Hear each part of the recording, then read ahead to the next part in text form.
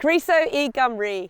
My name is Sally Ann Spence and welcome everyone to today's live lesson, STEM live lesson that is coming from the Severn Caravan Park and Bunkhouse here in Welshpool. We've got so much going on and it's incredibly exciting because we're going to be launching some space balloons. So here are the things that you're going to be learning throughout the lesson. You're going to be understanding the properties of gases that make the balloons float, our space balloon as it goes up. You'll be learning about the density of the atmosphere all the way up there at heights and how it affects the friction. You're going to be knowing the different ways that technology is used to capture information from the flight of our space balloons as they go up. You're going to be seeing how maths and computer algorithms are used to make those predictions. And also, there's going to be a chance for you to have a look and meet all different people involved in the space industry around these space balloons that might give you some thoughts about future careers for yourself. So lots going on here. You can take part throughout the day as well. We've got the Twitter for you, #STEMLive. Don't forget to share those photographs of you enjoying the lesson. We love to see them, we really do. And also you can take part during the lesson. We'll be having Slidos, asking you questions, and you can answer those on the right-hand side of your screen. We're really looking forward to having this lesson with you, and we will see what we can find out about right now.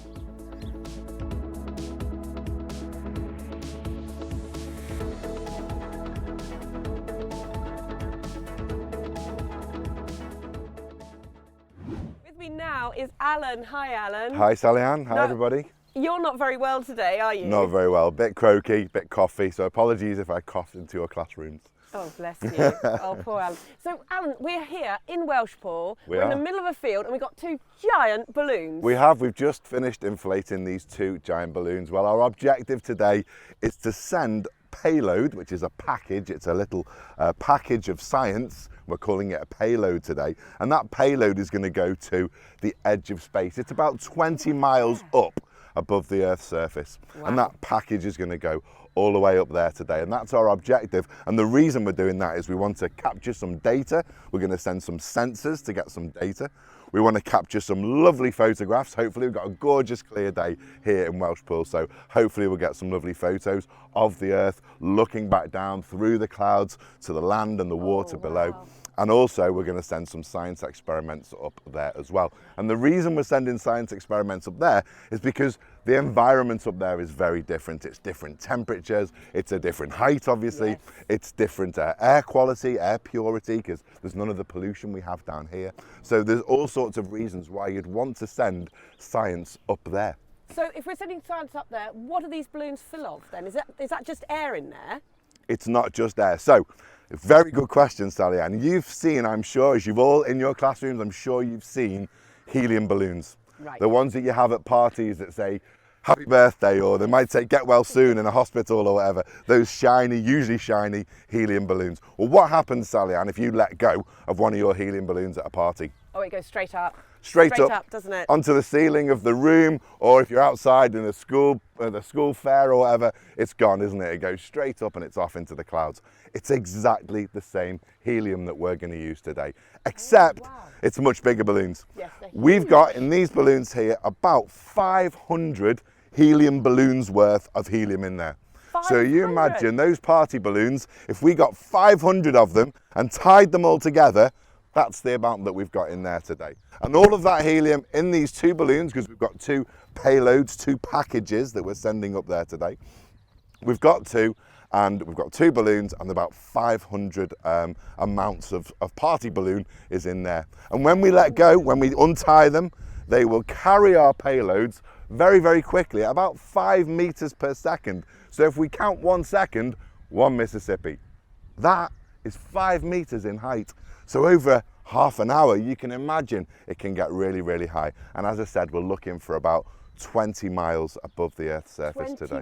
20 miles, that's straight up. Much higher than any aeroplane or helicopter or hot air balloon would ever go. That's why we're doing it with these, because we couldn't use an aeroplane. If you've ever been on an aeroplane, it's much, much higher than that we're going today. Well, Alan, if you've got the payload going up there with all that science on board, all the things that we want to learn about, going up all the way up there, we actually need to access that science, and we need to pick it up from the ground, so we need to need get it it to come back. back down. How do we get this balloon to come all the way Right, back well that's a down? very good question as well, because we do need to get it all back again. That's right. And what's going to happen is these balloons are about 2 meters in diameter. That's the distance from one side to the other. They're about 2 meters here, as you can see. But when they get up into near space, that huge height, there's less air pressure.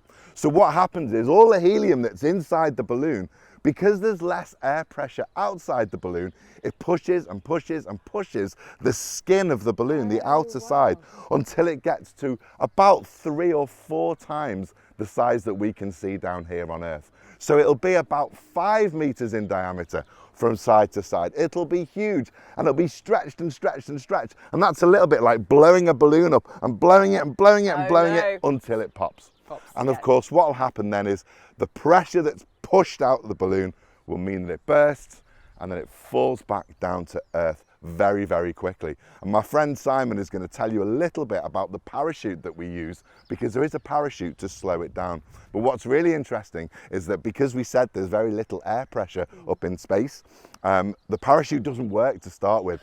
So it just falls really, really quickly back down to Earth, and the parachute just flaps around with no air inside it. But eventually, as it comes back to the Earth's atmosphere proper, it'll fill with air, and it'll slow those payloads as they fall back down to Earth. So we should get all of our science experiments, all of our data software, all of our lovely photographs, and we'll get it back here. And we use some special tracking software to tell us where it's landed, so that we can jump in our cars and go and find it. And someone will tell you a little bit more about that later too. I'm very excited. We've got so much to learn today. Oh, did you want to have a little go of spraying the helium? So you can, yes, it's please. down on the floor there. There you go. Right, You pick that up. So this is the helium. Give it a little blast. Can I give it a blast? Yeah. There you go. So we fill it with that. It's very powerful. It sends jets of helium into these balloons. And if I don't know if I'm still on shot here, but if you hold that, Sally-Ann, you should be able to feel that force. You feel that lift there. Hands. Yeah, it's really a lot of lift, isn't it?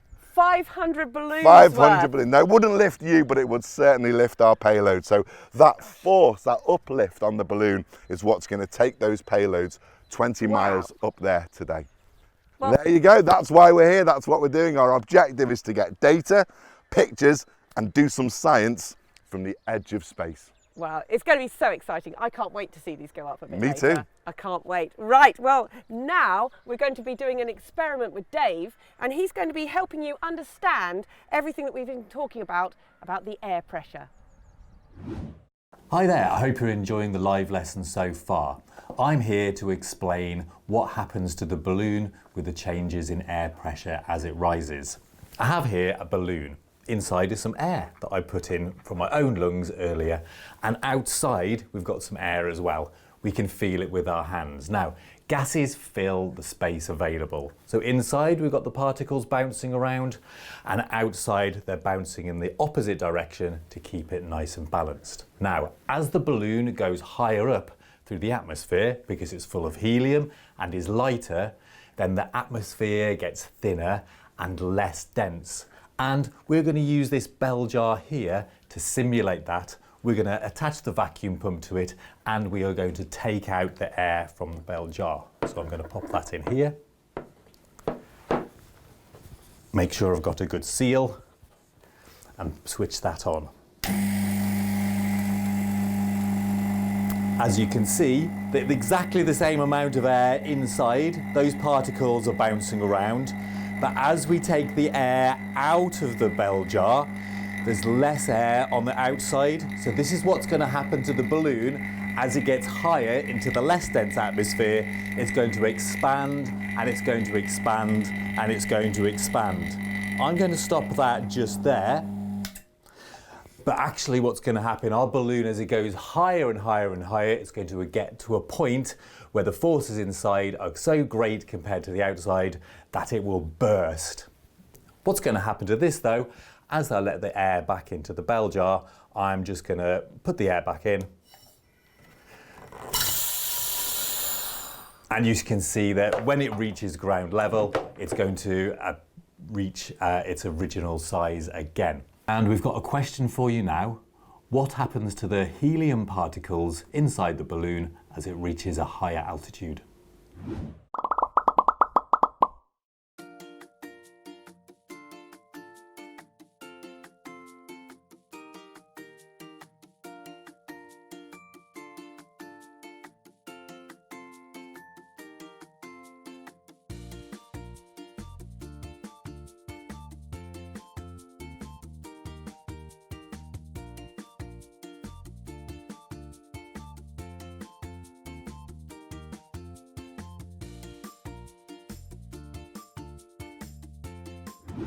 And now we're going to do the liquid layers investigation that simulates the atmosphere in that the most dense material will be at the bottom closest to the Earth and the least dense higher up.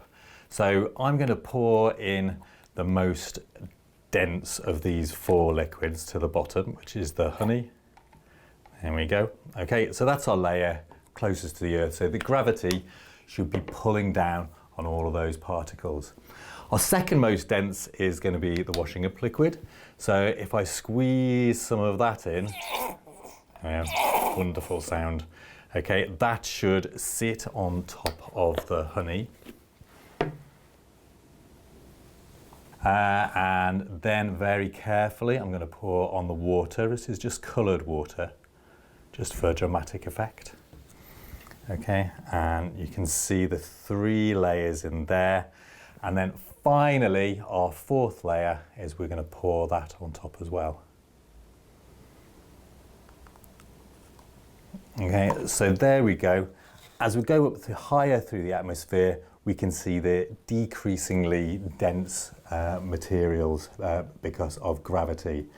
Now, that happens smoothly instead of layers in the gravity, and when you get higher up, because it's less dense, there's less particles. So even if it's a really windy day, it's blowing less particles around so that the balloon won't move at those higher altitudes.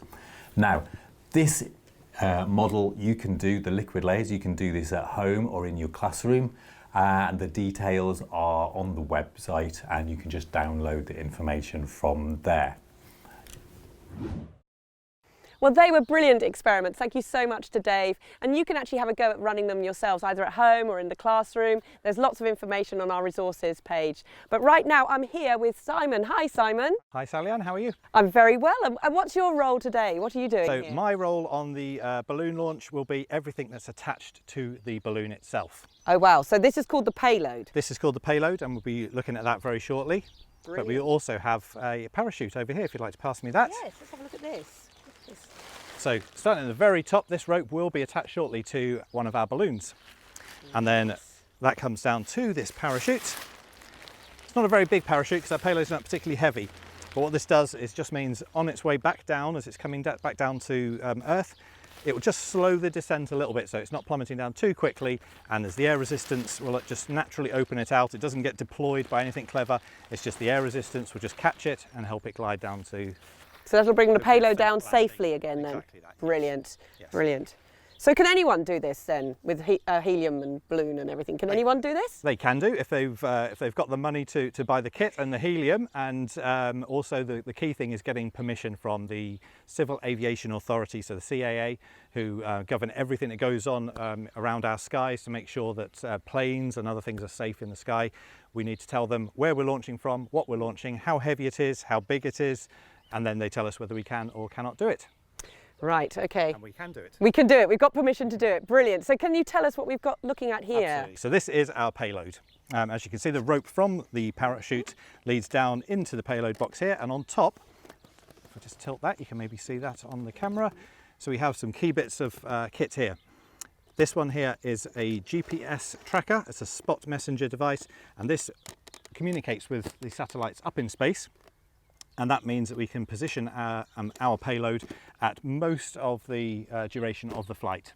Right. It doesn't work above about 18,000 meters because satellite trackers aren't allowed to work beyond, above that height, but then as we come back down under that, we'll pick it up again, and that will give us a track every 2.5 minutes. And as you'll explain in a bit to the children back at home, they will be able to track our payloads using that spot tracker and see where we are and where we land, hopefully later on.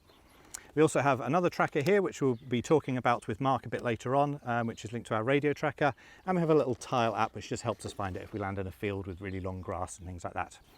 So would you like me to show you inside the payload? Yes, let's have a look, because I'm desperate to see what's inside there. Okay, so let's have a look. Also through the lid of the payload, you may notice this, Yes, which is what's our that? 360-degree camera, which is Brilliant. hopefully going to get some really, really cool images and videos from the whole length of the flight. Hang on, So let me just help you lower that down there, down. thank you very much.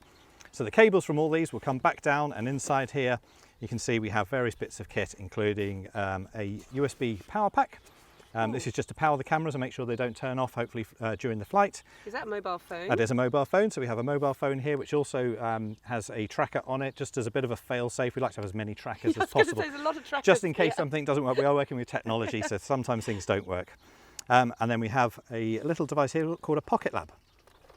And the Pocket Lab collects scientific data from the flight, so things like there's a little temperature probe there, you might not be able to see it, it's very, very small. So that just pokes through the side of the payload. Obviously the polystyrene payload protects and everything, keeps it really warm during the flight. Our temperature probe, we want that to be on the outside, so we're seeing what temperatures our payload experiences.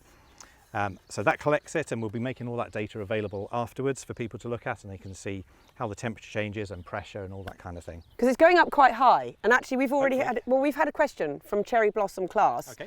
And in fact this is a question that lots of people have asked. How high is the edge of space? So the edge of space, there's no set definition of the edge of space. So there is an area that NASA terms near space. Right. And near space is basically anywhere from the stratosphere about 20 kilometres above the Earth to 100 kilometres, which is generally where we call outer space. So anywhere in that area we call near space or edge of space. So that's the kind of area we're hoping to get between 20 and 30 kilometres altitude today. So it won't be a completely black space then, there will be a little bit of colour. The higher we get, the more black it will appear. Right, okay. And we've got polystyrene around this as well. Yeah, it insulates everything really well, and obviously it helps if we ever land on water, for example, it might float better. And it just means that everything in here doesn't get too cold, because batteries don't like being really, really cold, so we don't want them to get cold and shut off. I mean, there's another reason to have the trackers as well, as presumably because, you know, we don't want to leave litter or anything around the countryside either, so this helps us find everything? Absolutely, yes. So all our payloads are tracked by 2 or 3 means, as we've found out there, and that means we can go and locate it and get everything back, so we don't want bits of polystyrene lying around. Also, we can reuse these, because unless they take an absolute battering on landing, they'll be perfectly good to be used again, so we can use them over and over again. Brilliant. Also on here we have a radio tracker, which we'll be speaking to Mark about in a bit. That links to the device on the top, and also it links to, if I can just show you there, an antenna on the bottom. So that's how Mark will be tracking the payload with his radio tracker. And then we weigh everything using these little scales, just to make sure, because obviously what we want to do is balance out the weight of everything on this payload and the balloon and the ropes and everything like that with how much helium we're putting in. We need to make sure there's enough helium to lift our balloon off the ground and then carry it as high as possible.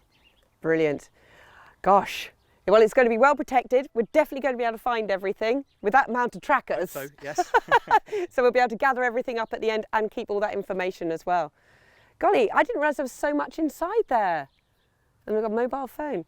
Wow, so we've had a good look now at what's going up in our balloon, or how it's going to be laid out as a payload underneath the balloon. Thank you very much, Simon, for that. No problem. And now I'd like you all to have a go at voting on the poll. So we've got a Slido coming up now. Have a go. Everybody, have a go at voting.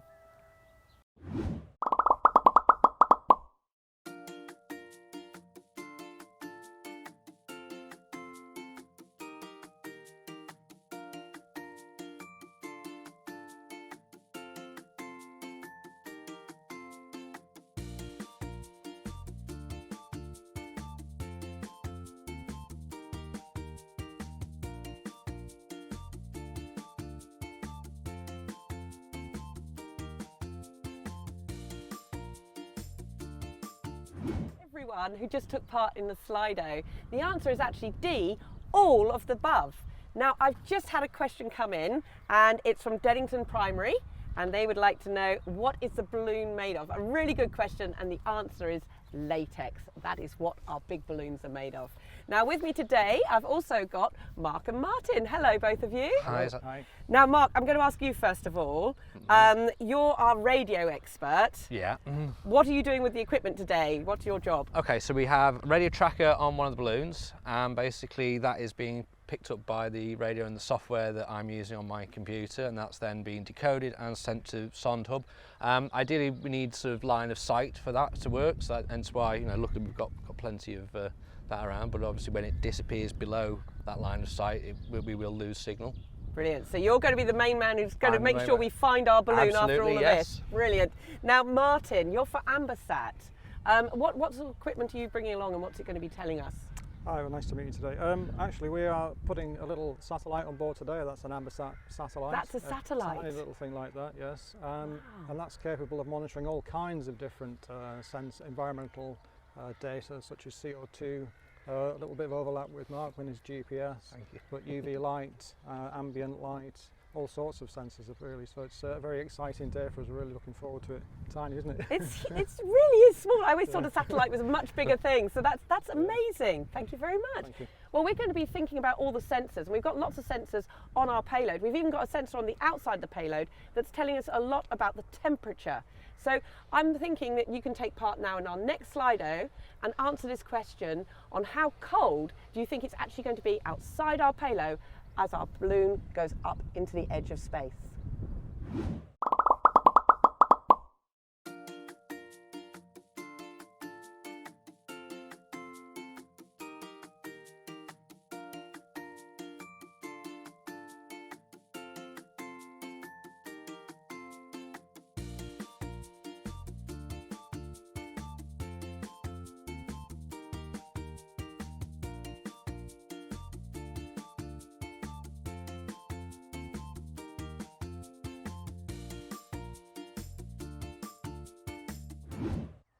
Thank you everybody for taking part in that Slido. The answer is minus 60 degrees Celsius, really, really cold. Now that we know that we can track the balloon, we can start to make predictions as to where it might end up. We don't want it landing in the sea, we don't want it landing in the cities. And also we can change the amount of helium that enables us to know how far and fast that balloon is going to be travelling. So I wonder if you ever make predictions during your science lessons. And right now, we're going to go and meet Alan, who's going to show us how to go about making predictions. So my name's Alan, and I'm going to show you how we can predict the path of the balloon and the landing site of the payload after it's burst, and the landing site of the payload, which is really important for us to make sure we can make a successful launch. We don't want it to land in a place we're not happy with.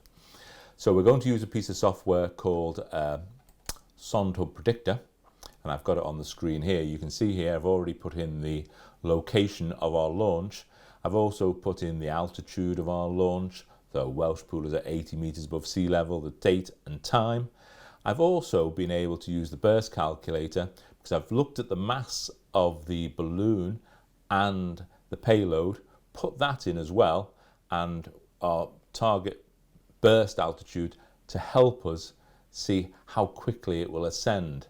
And as you can see, it will ascend at 6 metres a second, just over 6 metres a second, but also this data will help us work out how much helium we need to put in as well, which is really important for us to be accurate in our prediction and make the balloon go where we think it needs to go. We're going to click on Use Values, and once we've got all that data in, we're going to click Run Prediction, and we're going to see the path of the balloon on the map. And there it is there. There's our launch site in Welshpool. You can see if I zoom in there, the wind on the ground is initially taking it north direction, but as it gets higher, wind direction will change, and you can see it's being pushed from a westerly over to the east. There it goes over there. As it gets higher and higher, you can see the burst point just here, hopefully will be 30,000 meters there. So if you're in Much Wenlock, if you're a school in Much Wenlock, then it would be bursting above you probably at about, I think possibly maybe 12:30. It would be bursting above you, and then of course it has to come down, the wind still pushing it as it comes down over Bridgenorth there. So any schools in Bridgenorth, if you're watching the live lesson, it will be crossing overhead, but it will actually land in this location here, which is great. It's a field, it's close to a road, and if you were in a school in Clavely watching this live lesson, I don't know if we've got any schools in Clavely watching, you might even be able to look out your window and see a orange and blue parachute in the sky, and that helps us find our location. It's really good because we don't want it to land too close to a big city. We don't want our balloon to land in the sea, so this software helps us work out how much helium we need to put in to get it to land in the place we want. And that's how we do our prediction. Well, thank you to Alan for that. It's going to be really interesting to see if his predictions are going to come true as we follow the day through. But with me right now is Simon. Hi, Simon. Hello again. How are you? Is it going well? Very well, thank you. Yeah, all's going to plan. All going to plan. Now tell me, earlier on you told me about the payload. You showed all of us the payload. There's a few more things that are going to go on that. We didn't mention the ping pong science experiments. Ooh, So let's have a look. inside these ping pong balls, which we've cut open, we put objects. And these objects range from, as you can see on the table here, we've got popping corn. Oh, brilliant. So that's popping corn, just like you have at cinema. Exactly. And then we have rubber bands. Rubber bands. We have broad bean seeds. We've got some plant seeds. There Look we at go.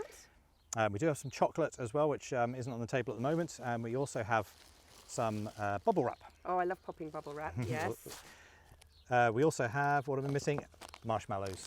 of course. Marshmallows. Yeah. Are they real marshmallows? Yeah, you can have that one. Shall I try? This is for science. I'm going to try this if it's a real marshmallow. So we've got chocolate as well, so we better go and get some chocolate from somebody. So we've got 6 ping pong science experiments going up on our balloon. What people can be doing, if they can go to the live lesson webpage and go to the resources link, and then they can have a go at predicting what might happen to each of these objects as we experience cold temperatures or air pressure changes and things like that. So as the balloon goes up, there might be some changes going on with these things. Maybe we can predict that and see what happens. Oh, you can take part in that as well. Well, now we're going to go and meet some incredible people from Space Wales, and I want you to have a go at the word cloud coming up. So this is your question. What do you think Space Wales wants to send up to space? Have a go.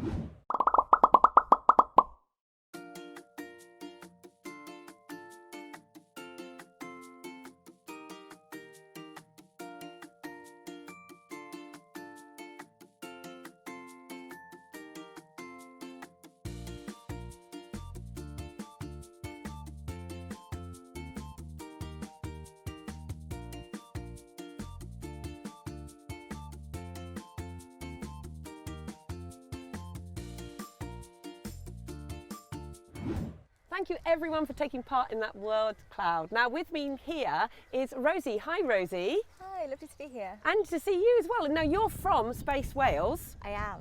And our question for our word cloud was, can you, as in Space Wales, tell us what you would want to send to space? Yeah, so one of the things we're really interested to send to space is satellites. I know we've mentioned it a couple of times today already. So we have companies in Wales building their own satellites, some as small as the one Martin showed earlier, some a bit bigger, and so we're really interested to see all the things that satellites can do for life here on Earth. And what sort of things can they tell us then? What sort of information are we taking back, similar to what Martin was saying earlier? So they can take pictures of the Earth to monitor things like how many trees we've got, they can look at flooding, they also help us have phone signal, predict the weather, there's all sorts of different exciting things that satellites can tell us. So loads and loads of different things. But now you're from Space Wales. Why are we launching our balloons from Wales today then? Yeah, so we are Space Wales, so we're really interested in promoting the space industry in Wales, and we have so many companies working on this exciting sector to help push things like launch of balloons, also the use of satellites to look down at the Earth and help us with everyday life. Wales is a really good place to be doing that. So that's quite interesting, because when we think about jobs in space, we always think about astronauts, don't we? But you're saying there's lots and lots of other jobs that people can actually do. Absolutely. If you think about it, someone has to get the astronauts into space. So somebody has to actually build the rockets that would send an astronaut into space, build satellites to be able to tell us things about our own planet, and also analyse data that comes back from satellites. So there's all sorts of jobs related to the space industry. Lots and lots of things going on. And with you is also Tony. Hello, Tony. Hello. And you are here today because you're with Thompson STEM Engagement, and one thing you can do really, really well is speak Welsh. Yeah, first language, Welsh speaker, native speaker, so I was happy to take part and help out with the translations. Thank you so much, and I'm going to need you in a minute because we're going to go to the launch and we're going to do our countdown in Welsh. And I think, are we getting ready to go to the launch yet? Bit longer before it's ready. Now, in that case, Rosie, can I ask you, you're an astrobiologist. Can you tell us a little bit more about being an astrobiologist? Yeah, so astrobiology is essentially space biology, so looking at the potential of life in space. So what I did was look at teeny tiny microorganisms like bacteria to understand how something like that could potentially survive on another planet or moon in our own solar system. Wow. So if you think about the surface of Mars, it's very, very cold. There's a lot of radiation that hits the surface. It's not a very nice place for humans. that tiny bacteria are very hardy and may be able to survive in these harsh conditions. So I was looking at how different kinds of these teeny tiny life forms could survive on another planet. That's so exciting. So we're looking at how life can survive literally on another planet. Because we hear quite a lot about tardigrades. So have a look at what tardigrades is. Have a look it up and have a look. There's a little creature, isn't it? And it's really good at surviving and adapting. And I think, have they sent them up to the space station? I think they have, haven't they? Yep, they've survived out in space on their own, no protection at all. They essentially just shrivel up, dry up and go to sleep, and they can survive all sorts of harsh conditions. So if the worst comes to worst, just go to sleep and you can survive. Yep. Brilliant, brilliant. Oh, we've had a question come in. Let me grab this question from over here. Right. Oh, this is brilliant. So where does Space Wales hope to launch from? A very good question. That's a good question. So up in the north of Wales, we have a launch site called Spaceport Snowdonia, where at the moment we're doing all sorts of research into helping support companies building their own rockets, building their own rocket engines. It's all very exciting. And that is a spaceport. So there's 7 in the UK at the moment. Spaceport Snowdonia is one of these. So eventually in the future, we'll be looking to launch rockets from that site. At the moment, small rockets launch to a couple of kilometres high, but in the future, we're hoping to go higher than that. Wow, and the information you're getting from those rockets, and why you're going through all of that and doing that, that's quite a lot to be doing. It is, yes. So at the moment it's supporting the research of how to actually build the rockets, and the missions that those rockets will do will come afterwards, but we're just focusing on supporting companies who are building their own rockets at the moment. And if you got the opportunity, would you want to go to space? I would love to go to space, yeah. You'd love to do it? I would. How about yourself? Oh, definitely, yeah. Definitely. I can't wait. Today we've got our space balloons going up there to the edge of space, and we're going to have a camera on them, and I would just love to be able to be up there looking down on the planet below. And it's that thing, it's such a small Earth, isn't it? It's blue and it's green, you've got that sort of lovely sea in the Earth, and just seeing that would be fantastic to see it from space. Definitely. Oh, we've got another question. Got lots of questions. Thank you very much. Keep your questions coming in. What would you like to find out from space? Oh, that's a very good question. So there is a mission that launched a couple of weeks ago to Jupiter to look at some of the moons of Jupiter, which has over 70 moons. Over 70 moons? 70 moons. And one of those moons in particular is called Europa. And we think it might have a liquid water ocean underneath its surface. So I would like to find out if there is an ocean under the surface, and if so, is there any life that could potentially survive there? That would be quite incredible. Because it would be, we always think about, you know, what's on the moon. There's not a lot on the moon, is there? Really? No water, nothing. So going to a planet that's got water is really, really important if you want to find life. Absolutely. Fantastic. We've got another question. They keep coming in. Fantastic. Right. Oh, this is a good one. We're putting you right on the spot now. What did you study at school that helped you become a scientist? Oh, good question. So I studied science, surprisingly. So I did biology, chemistry and physics. And I got really interested in astronomy. So one thing I did outside of that was I had a telescope. And I used to go outside with my dad and look up at the stars in the night sky to help understand a bit more about space and get that perspective. But I also studied geology, other kind of things that link to science. Maths is really kind of important in science as well, in understanding different calculations, obviously like with the balloons today, understanding exactly where things are going to land. So lots of different exciting subjects. Because there's been quite a lot of solar flares, hasn't there, with the Northern Lights. A lot of people have been seeing those this time. I'm sorry to interrupt your conversation. We need to phone the Welshpool airport to get permission to launch. So I wondered if you'd like to do that. I'd love to. I was going to do it, but you can give them a ring. Let's have a... And you need to ask for permission. It's very important. We check with the airport first, you see. Good morning, Welshpool Airport. Good morning. This is Sally Ann Spence from STEM Live. We'd like to request permission to launch our space balloons, please. Yeah, that's fine. Yeah, we've got nothing into effect, so yeah, go ahead. Thank you very much. Thank you. Thanks a lot. Thanks. Bye. Right, in that we're case, ready to go.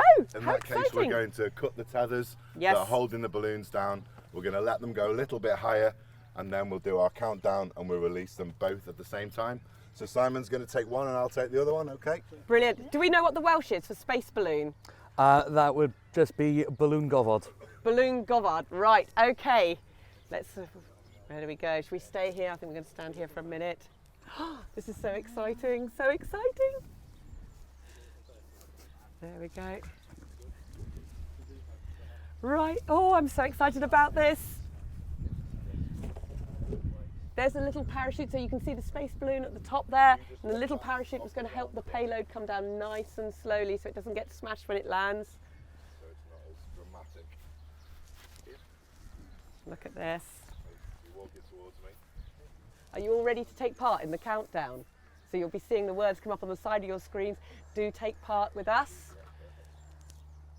And there's the payloads on the bottom of the balloons now. This is brilliant. Yeah, very exciting. Do we have the Welsh for payload? Oh, now there's a tricky one. Let's put you on the spot. Yeah. I'm just going to go with Poisaital. Oh golly, I don't know if I can pronounce that. A Poisaital. Yeah. Poisaital. Look at them going up there. So, yep, they're both up there. Oh, making sure they've both got them. This is so exciting. We're nearly there. We're nearly ready to let these go. Rosie, would you like to hold the balloon as it launches? Oh, I think Well, so. that's a lot of pressure. It's a lot of responsibility. Come on, you can come and hold it. So everything we've learnt about today and all those things we put inside those ping pong balls as well, the chocolate, the marshmallows, the seeds, the rubber bands, everything that we put in is all in there now, ready to go up to the edge of space. We're very close to launching them. Okay. Are we ready to count? Let's do our countdown. All right. Okay, are you ready to all count with us? Are you ready? I am ready. Okay. Dig, now, oith, saith, chwech, pimp, pedwar, tri, dau, un. And off they go. Look at that. Gosh, they're going up so fast. Look at that, all the way up there. There they keep going. Can still see them going all the way up. They're going very fast. How fast are they going? Were you listening, Sally Ann? Oh, 1 Mississippi. Is how many metres in 1 second? Oh, golly, I'm trying to remember. Was it 5 metres? 5 metres per second. 5 metres per second. Golly, look how fast they're going. And they're going up pretty much level as well, aren't they? There's an aeroplane just above them. Hope he's seen them. So we got our permission to launch them and off they go up into the sky. Now you've got to think about all the things that we've been learning today. We've understood the properties of gases that make the balloons float. We've learnt about the density of the atmosphere at height and how it affects friction. We know now the different ways that technology is used to capture the information from the flight. And we've learnt how maths and computer algorithms are used to make predictions. And we've even talked about the many careers there are in the space industry. So lots and lots of jobs in the space industry, and you can get involved in projects just like this, where we're sending up balloons to get all that information. And we learnt about all the different types of information we're getting from these balloons. I want you to keep watching on details for how to follow our balloons for the next couple of hours. And don't forget that on the 19th of May, we have an upper key stage 2 live lesson from the very new Everton Stadium that's being built right now. And I'd like to thank all our guests, everybody who's taken part in launching these 2 balloons today. It's been really exciting. There's been so much we've learned, and I really want to thank all of you for taking part too. Thank you so much for doing all your Slidos, asking all those incredible questions. It's been a brilliant day. It really, really has. It's not over. We've still got to go and get all that information when these balloons come back down. And if you'd like a space balloon launch at your school, you can ask High Impact, and they might be able to arrange it for you. So thank you for joining us. I hope you had a great time. We're going to be going off now to try and find where these balloons land and to collect that information. Goodbye.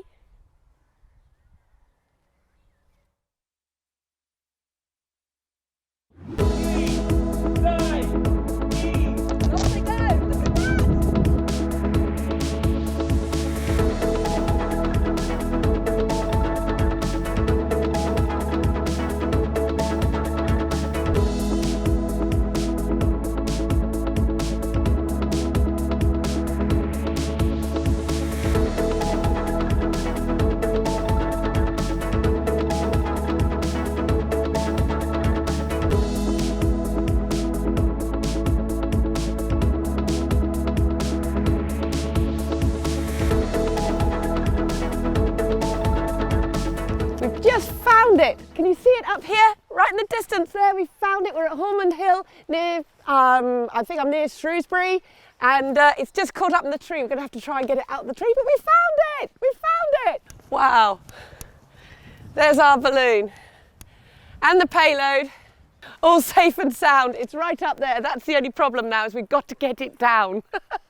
So we've found our payload, but because it's caught up in the tree, we've had to send Stuart up in the tree to try and get it out the tree. And down the bottom here, I've got Alan. He's also trying to battle to get it out the tree. We obviously got to be careful with the tree and careful with the payload and all the instruments we've got on it, all the trackers and everything. It's slowly coming out of the tree now. This is real teamwork to try and get our payload back. Nearly there. I don't know if I can come over and help a little bit. Way! We've got it! Fantastic! Wow, that has been, how many miles up did it go in the end? We think about 28 kilometres, but until we look at all the data, we won't know for sure. Wow, so this went up, we think, about 28 kilometres. So about 28 kilometres up in the sky to the edge of space. That's where our payload has gone this morning. You saw it launching from the Welshpool site. And hopefully in here is all our science experiments. I can't wait to open this up. And we're now going out to find another balloon, the other one. They've actually landed quite close together. We set them off together. They had the same amount of helium inside the balloons. They had the same weight in the payload as well. And it looks like they've landed quite close together. So we're using what 3 words? We're using those trackers to help us. And we think the other balloon is just up here. We've got our next balloon to find. And it's somewhere through here. Simon's gone ahead of us because he's got the tracking app on his phone, so he's gone ahead of us. And if I shout, we might be able to hear him. Let's see if we can hear him. Simon! He's right over here, so we'll keep going. It's a little bit of a trek, this is. I'm on a real treasure hunt now. Hello! Hello, I can see you now. Right, we've nearly found Simon. He's located the second balloon in our forest. Don't tell me it's in a tree. We found our second balloon. It's just up in the tree here. That was quite a trek to go get this one. Oh look, the payload is right here and it's on the ground this time. It'll be a lot easier. We've got our polystyrene ball with all that scientific equipment inside it, nicely protected. There is our ping pong balls, and up the top there, caught very nicely in this tree, is our parachute and our balloon. And we can't leave it there. We're going to have to get it back because it's really important we don't leave any litter anywhere. So I wonder if I can do it by pulling. Let's see if I can. Here it comes. Hooray! All the way down. There! And we've got it! We found our second space balloon payload. Look at that, we've got it. That was quite a trek. Well, we've got our payloads back, and we obviously want to have a good look at what was gone on with our experiment that we sent into space. And with me now is Alan. Hi, Alan. Hi, Sally. Now, we met you earlier on when you were predicting where our balloons were going to go, and you got it pretty spot on, really. We did. Yeah, we were really pleased with how close they were. Of course, virtually everything was the same in both, so we expected it, but you never know. Anything can happen once we release those balloons. Oh, it's amazing. And they were, I mean, we released them quite close together and they landed quite close together. I look like I've been through a hedge backwards because I literally have been battling. You nearly had to go up a tree as well, so it was quite something to get them back. But right, now here is our ping pong balls. Should we start at this end? We should, let's do that. Right, so this one was the bubble wrap. And I'm wondering whether it's changed or not. Should we have a look and see? It's gone up, it's been exposed to a lot of cold, and of course the pressure around it has changed. Right, so it's popped? It's popped, of course, because the pressure around it was lower. Of course, all the air, just like the helium balloon really, it was pushing out, all the air inside wanted to push out, and yeah, it's popped the bubble wrap. So that has definitely changed. We can really see that, very visually changed. Right, now we have our seed. So this was our, I think it's our broad bean seed actually. Let's have a look. I'm going to open that one up. Let's see if we can get it out. Okay, right. It doesn't look as though it's changed to me. And probably we wouldn't have expected it to have changed. I don't think, if we thought about it, the cold might have affected it, maybe, possibly, if it went really cold.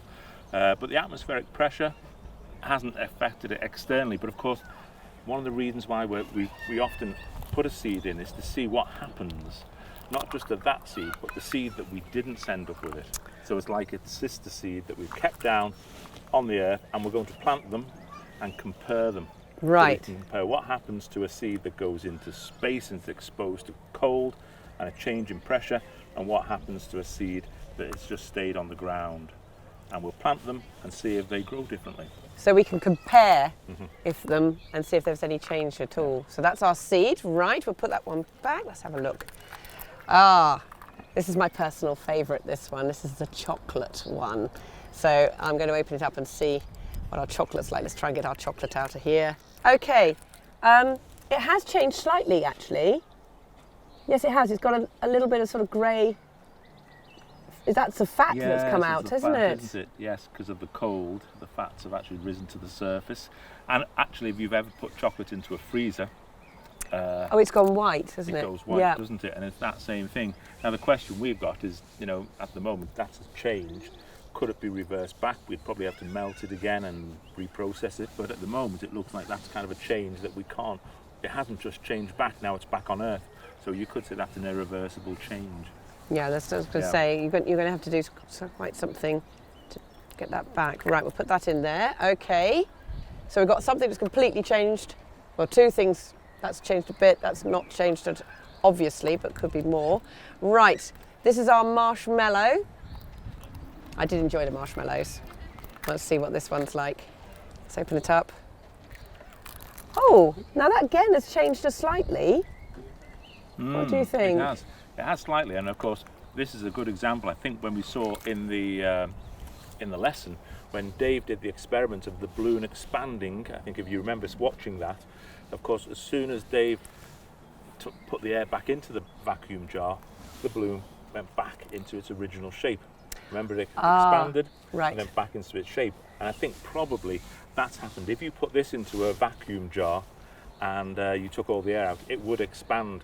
But of course, as soon as you put the air back in, the pressure pushes it all back into its original shape. But as you can see, wrinkly, it's slightly isn't it? wrinkly. Yeah, I think it's just been put, maybe some of the air that's already naturally inside it has escaped. So it's lost its shape a little bit, really. Yes, it was supposed to be a rabbit.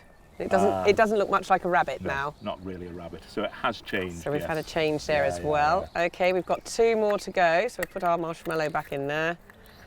There we are. Right, two more to go. This is our popcorn. So I'm really interested to see whether our popcorn has popped. So let's have a look. Let's open it up. And the answer is no, it hasn't. No, it hasn't. No. And this is something a lot of, when we work with schools and they design these experiments, often they want to see popcorn. Of course, everybody loves popcorn, and they think it will actually pop. It's probably the heat that's going to make the biggest change, and of course, where we sent the balloon today, there was very little heat. The change in pressure doesn't really change because there's not a lot of air inside that popcorn. As you can see, it's a very solid piece of material, whereas compared to the marshmallow, which had air inside it. So the change in air pressure didn't change the popcorn as much. There might be some changes. We could also, just like the... I was going to say, can we grow them? We could probably try and grow them as well, couldn't we? Like the broad bean, we could try and grow them with the ones that we've got back in at base and see if there's a difference. Right, okay, so no obvious visual difference there. So put that one there. And then our very, very last one, so 1, 2, 3, 4, 5, 6. Our very last one is our rubber bands. So let's see if there's any change in these. Okay, here we go. I'm going to very carefully bring it out. Right. No. No, it doesn't look too much. And of course, one of the reasons why we didn't send it up expecting that there would be a lot of external change, but what you've just done there is perfect, because that's exactly what we were looking for. The reason we sent that rubber band up was we were interested, does going up into a colder atmosphere, change in air pressure, does that change its stretchiness? So how much you can stretch it. And of course, how do we know that? Because we've got one at base. Once we get back to base, we've got another one exactly the same, and we can test them both and see how far we can stretch it before they break. Both the same, then there's no real change. It could be that one snaps before another. Right, okay, so you can compare it then if So you've got we one compare it, yeah. in control. There we are, we'll put that in there. There we are, right. Well, we have had actually quite a lot of change in some of these objects, haven't we? Some changes are almost hidden, we don't know yet until we do more experiments. You know, you can't always get it right in the first experiment, can you? That's why we do lots of repeat our experiments to try and get those results. Absolutely. That's fantastic. Brilliant. Wow, it's been a long day, hasn't it? It has, and we've done some really good science today, and you can also find as well, hopefully we'll get the data from our trackers as well. Yes. And we can look at that as well. There'll also be something on the website where if you want to, you can see if you can work out yourself how high the balloon went, the ascent rate as well, just by using some of the data from here, putting it into a spreadsheet and doing some maths. So there'll be another activity on the website, as well as the worksheet that you've probably already possibly filled in. Hopefully you have. Hopefully you have. Brilliant. Well, it's been a really busy day. It's been great fun. We've had a lot of excitement today. You have learnt lots. We've learnt lots. It's been amazing. We didn't know if it was going to go perfectly today, and I think it's gone pretty perfectly. It's been great, yeah. It's been fantastic. So don't forget to tune in and follow us and do more live lessons with us. Use that hashtag STEMLive and put those Twitter pictures up. We'd love to see them. We really would. And thank you so much for joining us today. Look forward to seeing you again soon.